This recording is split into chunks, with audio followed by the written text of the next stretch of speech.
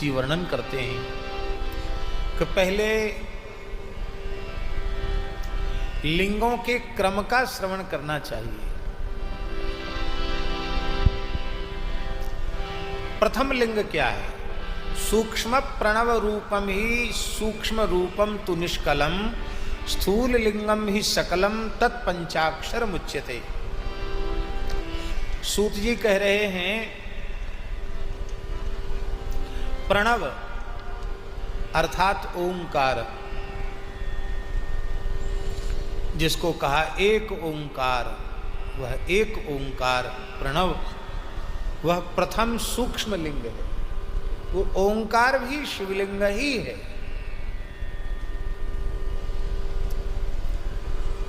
वो निष्कल है। निष्कल का अर्थ होता है निराकार।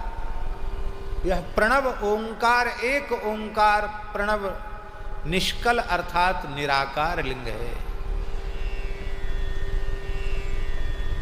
इसके लिए, इसीलिए गुरुओं ने कहा एक ओंकार कर्ता पुरुष निर्भव निर्वैर, और क्या है, अकाल मूर्त अजून शैवम गुरु प्रसाद।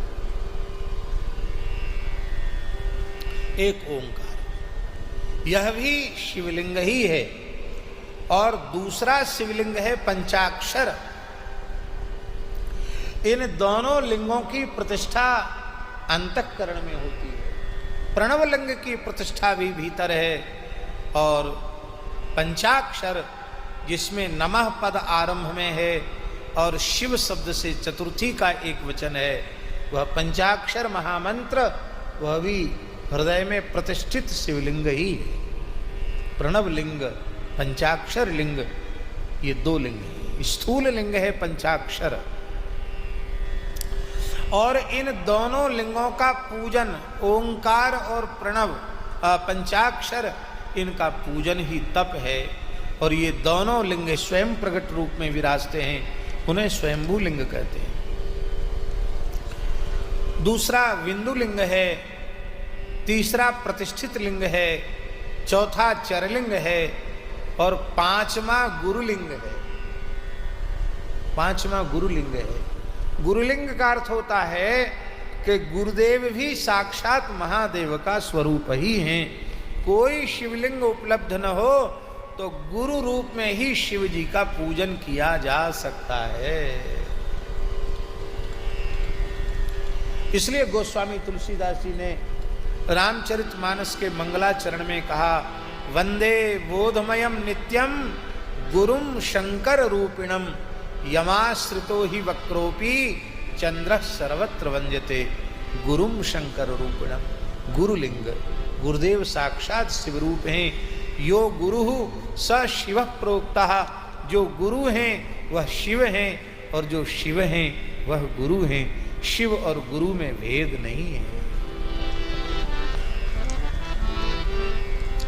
और आप लोग रोज बोलते ही हैं, गुरुर् ब्रह्मा गुरुर्विष्णु गुरुर्देवो महेश्वरः गुरुः साक्षात् परब्रह्म तस्मै श्री गुरवे नमः।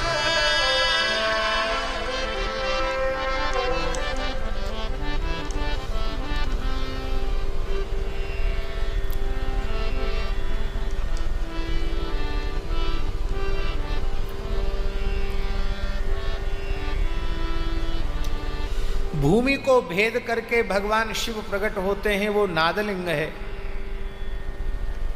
और ये नादलिंग ही स्वयंभू शिव के रूप में जाने जाते हैं। बोलो भक्त वत्सल भगवान की।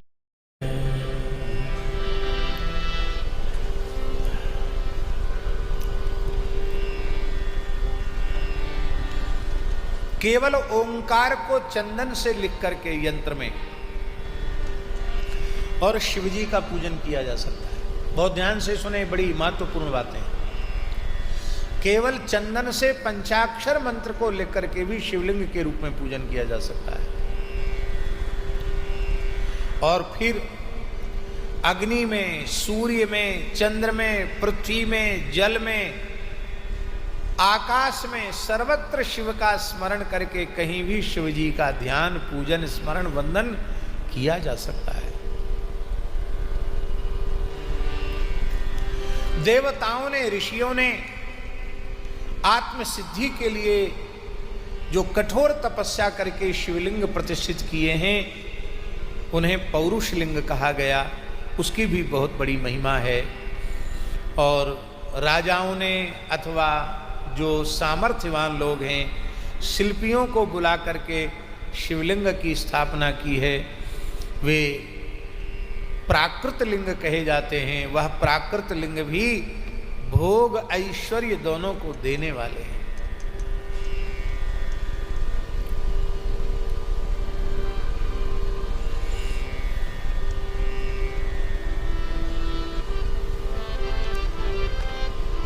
इस देह को भी, देह में भी शिवजी का अनुसंधान करते हुए लिंग, नाभि, जिह्वा, नासिकाग्र भाग और शिखा के क्रम से कटी, हृदय, मस्तक और तीनों स्थानों में शिवलिंग की भावना के करके पूजन किया जाता है।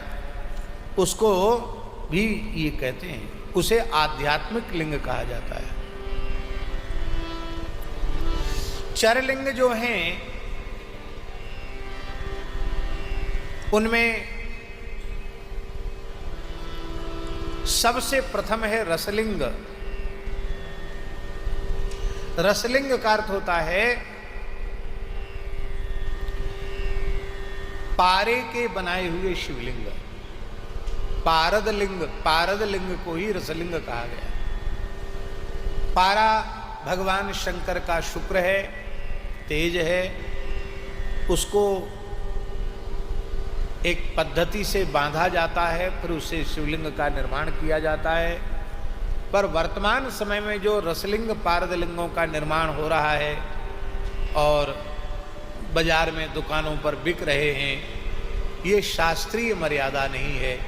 शास्त्रीय मर्यादा है कि त्रिकाल संध्योपासन संपन्न गायत्री के परमोपासक किसी नैष्ठिक ब्रह्मचारी के द्वारा अनुष्ठान पूर्वक रसलिंग का निर्माण होना चाहिए।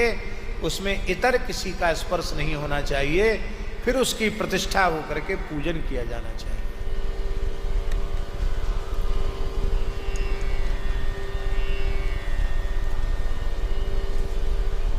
रसलिंगम ब्राह्मणानां सर्वाभीष्ट प्रदम भवेत्, बाणलिंगम क्षत्रियाणां महाराज्य प्रदम शुभम, स्वर्णलिंगम तु वैश्यानां महाधनपतित्वदम, लिंगालिंगम तु शूद्राणां महाशुद्धिकरम शुभम, स्फाटिकम बाणलिंगं च सर्वेषां सर्वकामदम, स्वीया भावे न्यदीयन्तु पूजायां न निषिध्यते।